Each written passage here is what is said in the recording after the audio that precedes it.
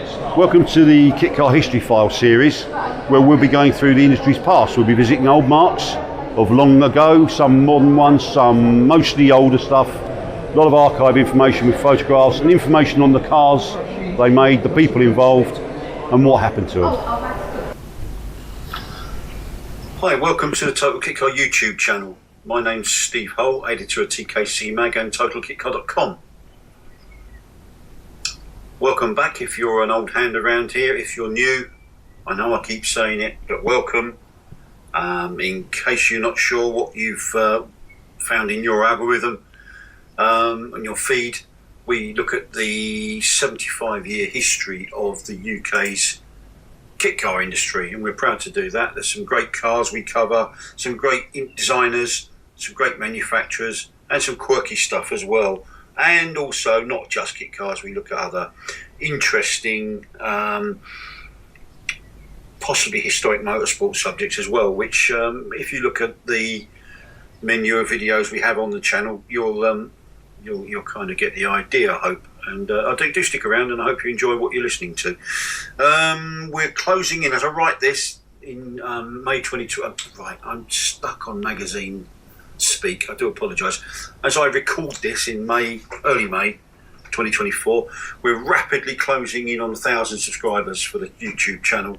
And when I started doing this, I was encouraged to do it. I thought it'd be a waste of time. It may well be. You'll be the judge of that. But clearly, nearly 1,000 people thus far think it's worth listening to. And I'd love, if you're not a subscriber already, I'd love to invite you to become a subscriber. It's completely free of charge. Won't cost you a penny piece, wherever, whichever currency you're dealing in. And we try and put one of these videos up once a week. So we've got no shortage of content to keep you amused, I think. This time, it's a follow-on from a video we've already done. Well, a video on a guy that I've got massive respect for, and someone I've known for an awfully long time. A chap called Ray Christopher, Ray the Rodfather Christopher, builder of some of the most outrageous and stunning hot rods and one-off custom-built cars that the world's ever seen, really. And we've looked at Ray's career, which included his stint as a wrestler. But this time I want to hone in, I want to focus in on to the specialist car person, enthusiast. GT Developments is a very notable mark in the 75 years of kit cars in the UK. They weren't the first company to produce a GT40 replica in the UK, but they were arguably the first to properly productionise it and to make a kit that was more easy to build. Ken Atwell deserves all the respect going for being the ex-Ford employee at Bridgend plant. But Ken was made no bones about the fact he supplied the body shell and the basics that you needed, but he never supplied a build manual. And he famously or infamously said that if you need a book to build a GT40, you shouldn't be building a GT40. GTD and a couple of other companies at that time, much like with Ron Champion's low-cost Haynes book in 1998, set up to supply or fill in the gaps, if you will, for KVA owners by supplying the stuff that Ken didn't. That's kind of it in a nutshell. But let's just take a few steps back, in case you haven't heard yet the video on Ray's career outside of GTD. Founded in Old Trafford, Manchester, by Roger Attaway, Ray himself, and a guy called Graham Kelsey. Roger and Graham had been running a company called Autos International. They were primarily a hot rod show promoter, lots of shows at Bellevue and in Europe. And they met Ray when they were trying to encourage him to take one of his hot rods to one of their shows. And one thing led to another. And Graham, Roger departed the scene, but Graham and Ray formed a business partnership, initially remaining in Manchester, even though Ray is from the Dorset area. Indeed, Graham had previously marketed a Beetle-based, a Cowlook Beetle conversion under the Apollo name, under the Autos International banner. I'm not sure how many of those they sold, but certainly I think Ray had also got involved a bit more seriously with Autos International, and therefore was in helping to run some of the biggest events that the custom car scene had seen. I think it was Farnborough, Hampshire, when Graham had actually tapped Ray on the shoulder and said, "What about bringing some cars to my next Manchester event or Bellevue event?" And I think it was the incredible V8 milk float Pasteurise Express, which was the thing that really tempted Graham to get Ray involved. And reputedly, that car, I think Graham told me once that car itself put 20,000 on the gate he always maintained. Other notable Ray the Rodfather, Christopher Rods, appearing at that time, around that time, was the heli car and a Model T that won Ray a prestigious award in America. Plus, of course, let's not forget the V8 powered cement mixer Cement-T, which is quite cool. And then there was the V8 Mini Clubman or Mini Pickup with a 351 Windsor, I think, V8 engine in the pickup bed area. That was a Thug. It was called the Thug, and for good reason. Anyway, I think initially, from memory, which is a long time ago, Autos International actually were the umbrella that was supplying parts to KVA owners, and I think notably that was primarily revolving around the suspension upgrade kits, and I think they built a demonstrator.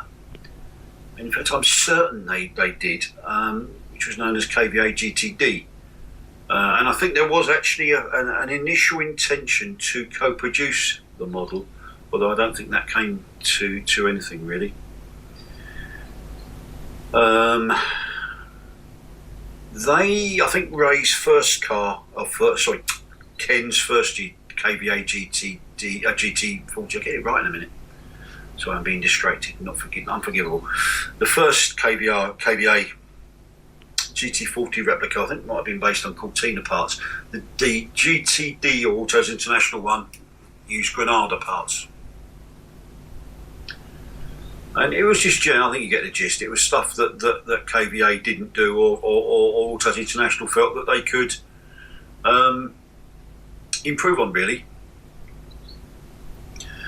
Ray moved back with Graham in tow to his hometown Dorset, or Poole to be precise, Creekmore Industrial Estate. That was a famous site that had once housed Graham McRae's F5000 business, Len Terry and John Lambert's design auto business, as well as Roger Penske's UK operation, and others.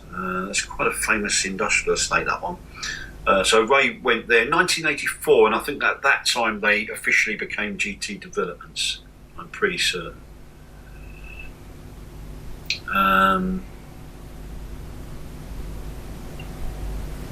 few days after that meeting, or that move, Ray made a call that he told me once that changed his life, he reckons.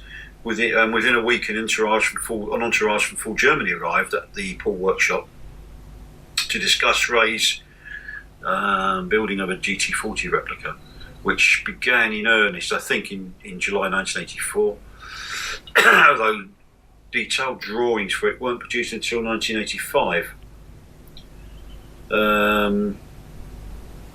Ray was pretty friendly with Eric Broadley and Len Bailey, and in 1986 he showed them his first demonstrator, who reputedly loved it.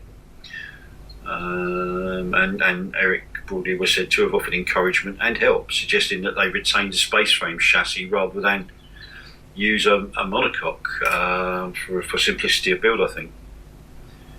The first public appearance for the GTD 40 excuse me, was at the British International Motor Show at Earl's Court in 1986, I think. And I think they were located opposite KVA, which must have been quite interesting. GTD never actually used the word kit to describe their products. They always used the term, instead they used the term module. Although over the years kit car companies have, or not kit car companies, have used all sorts of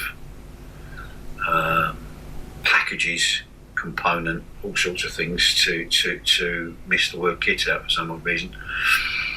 The kit price in 1987 was $13,900.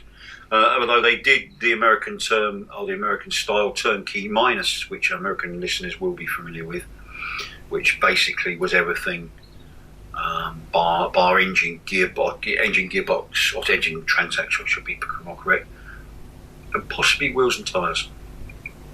And that was £26,000. The space frame was zinc dipped and plastic coated. And the early GTDs, I think, had Ford V6 engines, although this soon changed to a Ford 302 and Renault UN1 transaxle. Actually, incidentally, in 1992, they did announce an aluminium monocoque tub as an option. They also made 4 lightweight cars with aluminium panelled steel space frame and composite bodies, indeed. And over the years, Ray and Graham got a great reputation for themselves. They really did. It was a superb product that was continually developed. In 1992, they did a GTD Mark II, which wasn't an exact copy of the original Ford GT40 Mark II. It was mainly in response to demand from Japan for their kit. Which had a different rear body section from the GTD Mark I. They actually made 25 of those. I think Ray told me once, to be precise, they'd sold 612 of the original version of the GT40 replica. They also made, in 1986, they made I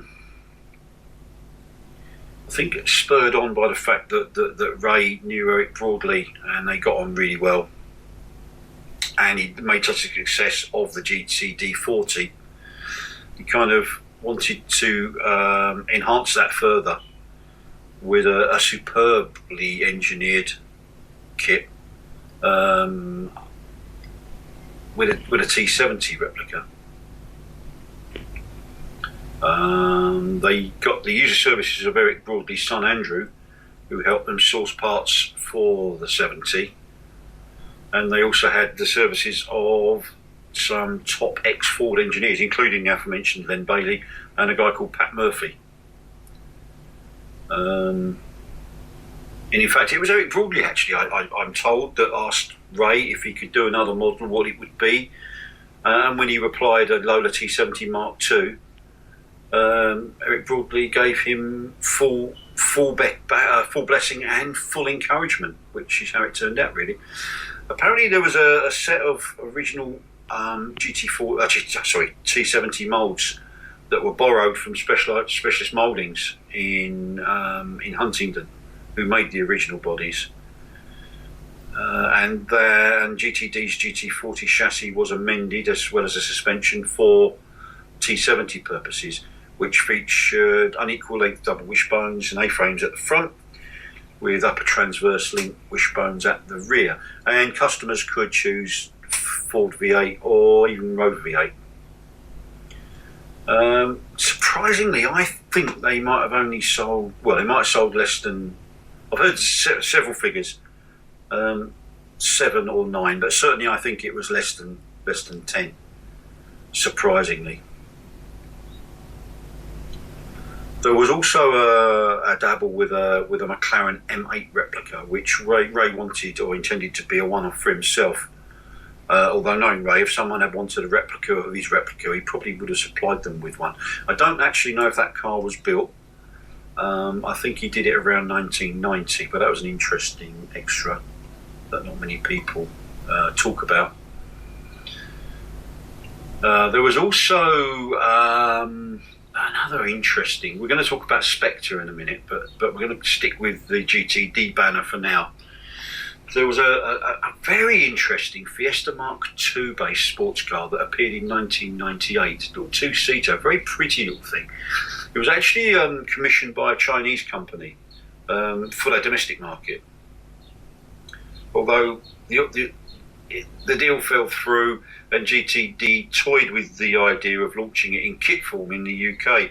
And they did actually proceed with that idea. Ian Hine did a feature on it in Kit Cars International at the time, and drove it and reckoned it was very good. It was a very unique kit actually, and it probably would have done very well at the time. GTD called it a uni chassis, which in essence was a folded and welded backbone structure that had outriggers sandwiched between the upper body and floor moulding, which created a very rigid and a very tough monocoque.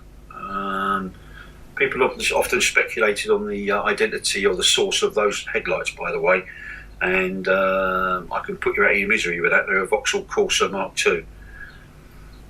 Rear panel, another piece of innovation. The rear panel converted the car into converted the two-seater into 2+2 by lifting it out to find two seats or extra seats or auxiliary seats for small people. Priced at $4,200 for the kit. It looked promising.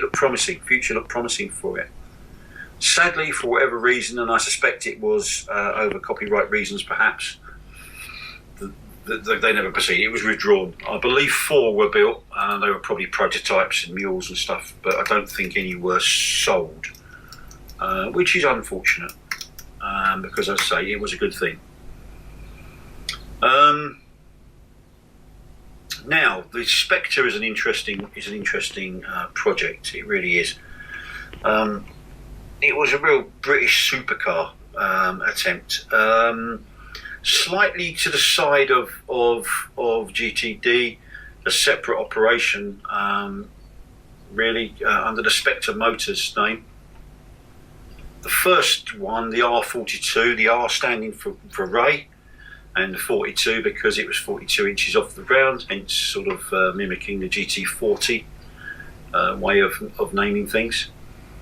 And Ray really wanted the inspiration behind it. It was Ray's idea on a contemporary version of the GT40.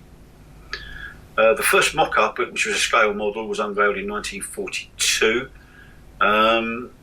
Power came from, I'm pretty certain, one of those Ford Mustang 4.6 modular motors, which produced quite tall engine, I think. But I drove a couple of Cobra replicas with that engine. It wasn't particularly overly popular in the UK, and I drove one. I can't remember which car it was, but I certainly drove one at Snetterton, and it was a lusty thing. It had plenty of grunt and 350 horsepower, and I can believe that. It really was a spiteful engine.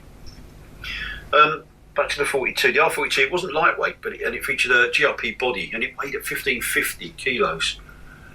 And for those people that love to spot the identity of things like rear lenses, windscreens and indicators, they all come from a parts bin from a major manufacturer invariably. And the rear light lenses for the R42 came from Honda Legend. The front indicators were Toyota MR2. And sadly, when GTD got into sort of trouble in 1994, the Spectre went with it. 1995, it quickly was resurrected. An American operation, I think, which was based in the UK. Anders Hildebrand, I beg your pardon, who is the big boss man of Anglo-American Oil in the UK to this day, was behind it, I believe. And if I'm not mistaken, Anders had worked at GTD himself. Production restarted in late 1995. The company was still based in Poole. Apparently it took 2,000 hours to build each Spectre R42. New investors were encouraged to come on board, which they duly did. I remember reading somewhere that Derek Bell, the legendary racing driver, an all-round good guy, was involved. I don't know if that's true or not, but I did hear that at some stage.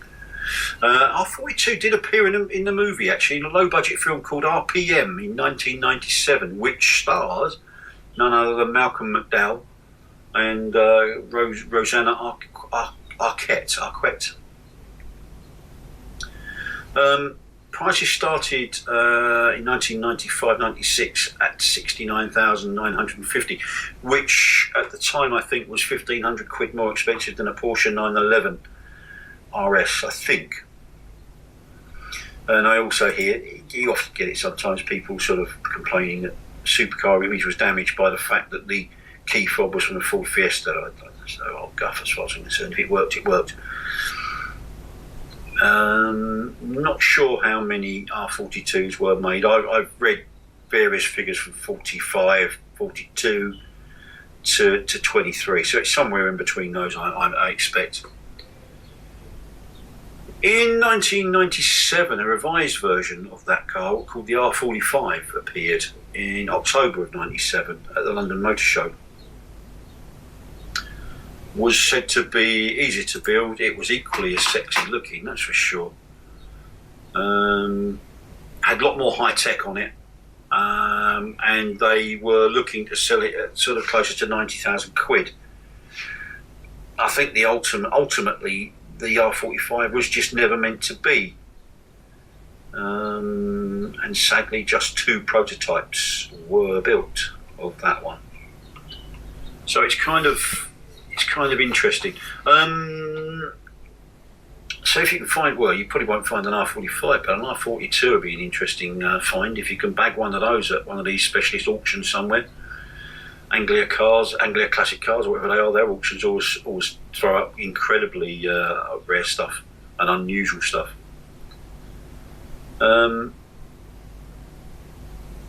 They do change. I think 45,000 quid will buy you an R42 if you go to the right auction, I think. But as I said, they are very, very rare. I just remembered that Anders' company was called Spectre Supersports Limited. But by 1998 it was all over. But moving quickly back to GTD, they, in year 2000 I think it was, they had a change of hands. Ray basically, I think, wanted to retire. Let's face it, he was well-deserved retirement, and wanted to move on to pastures new, and that's understandable, really. The company was taken over by a really nice guy called, I've got to think of his name now. I do normally, contrary to what you may believe, do a bit of homework and consult my notes. Bought by a chap called Roger Marsh with his colleague David Bees, as in the insect, Bees, B-E-E-S. They moved the operation to Sutton Coldfield in the West Midlands of England and changed the name at the same time to GTD Supercars. Ray's younger son Paul, he remained with the operation for a time to kind of oversee stuff. They weren't around very long, really. 2004, it was all over for Roger. I'm not sure out of the 612 GTD Mark 1s they sold, it probably wouldn't have been that many. Although I saw a couple of demonstrators and they were to a very high quality. I do remember that. And Roger was a really nice man. David, I think, parted ways. He and David parted ways, leaving Roger in sole charge towards the end of the business. Roger Roger certainly investigated the idea of the monocoque. I know that much too. And I think they produced a car or two based on a monocoque structure. But as I say, by 2004, wow, 20 years ago, it's hard to believe, really. A company that was once right at the pinnacle of the UK specialist car industry, another one has gone for 20 years. It is time flies when you're having fun, so they say. Is an old cliche, but I think it's true. But anyway, I hope you've enjoyed that one. That's a look at a famous kit car company called GT Developments. Everybody called them GTD. So if you hear GTD or GT Developments, it's one and the same thing, until it wasn't, when Roger Mars changed the company's name to GTD Supercars. But I think everybody refers to them as GTD or GT Developments. This one kind of squares up the Ray Christopher circle and brings his story fully up to date. I've lost touch with Ray. I haven't heard from him for a long, long time.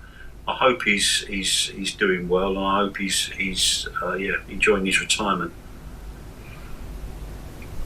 But that brings in this episode. We've got plenty more teed up for you. It's no point in me telling you what we got coming up, because that wouldn't make any sense, because you're undoubtedly going to listen to these in different order to which they were produced. So if I go telling you're listening to this in 2026 and I tell you there's whatever the next video is, you're going to think I'm a complete idiot, because it will be like 30 videos behind where you really should be, maybe more. Because if you work on the basis that that's 2 years' time, we'll probably have done 100 videos by then. So we aim to cover, as I said earlier, from when we came in, the full remit, shall we say, of the UK kit car industry. We're going to cover everything from replicas to traditional roadsters to three-wheelers to supercars to you name it. We're going to cover it, as well as great designers. So they're going to be slightly longer videos, and I don't really want to do them in parts, really, unless I can help it. But I'm fully aware that after half an hour, 40 minutes, it becomes a bit tedious, and you think, is this guy ever going to shut up? So when we do a designer, they've done so much work, people like Neville Trickett, Richard Oakes, Jeremy Phillips. I don't want it to be over an hour long. I want it to be a nice, concise, listenable. So I'm going to find a way to shorten these, cut the waffle out, and so we can get the full history of some of these great designers in. Wherever you are in the world, whatever time of day it is, whether you're sitting on a beach or stuck in traffic in Walthamstow in London, whatever, wherever, thank you so much for taking the time to visit our channel. I do hope you enjoyed what you're listening to. As I said at the start, and I'm going to be monotonous again, I'm afraid, if you haven't already done so, please consider subscribing. I was shown, because I can't find it myself, because it's technology and me don't really get on, that some stats that said that 77% or something of people that listen or watch these videos don't actually subscribe. We need to change that, please. It won't cost you a penny. Just click that subscribe button. Make sure you hit the all selection, because that means you'll be notified every time a new video drops. Hey, get me with the technology, the proper name. Every time we publish a video, release a video, you'll be notified. If you haven't already done so as well, if you could do the same thing, subscribe over at Inrin Motors channel. We do these videos in collaboration with Neil Winnington's channel. We have exclusive content on each channel, but we do actually run the same. So if you're over there, please click subscribe. And without Neil, I couldn't do these, because he knows how to work these videos. This video malarkey, and I've got no clue other than put a set of headphones on. That's enough from me. Have a great day. Thanks for giving up a chunk of your day to come and listen to us. I look forward to welcoming you next time. I'm going to turn the lights out. If you could hit that like button, that thumbs up button, I would be completely deliriously happy on that, and thank you profusely. Once again, just click the like button just before you click the get out of here button. Anyway, thanks very much for visiting. Look forward to welcoming you next time. Thank you very much. Cheers.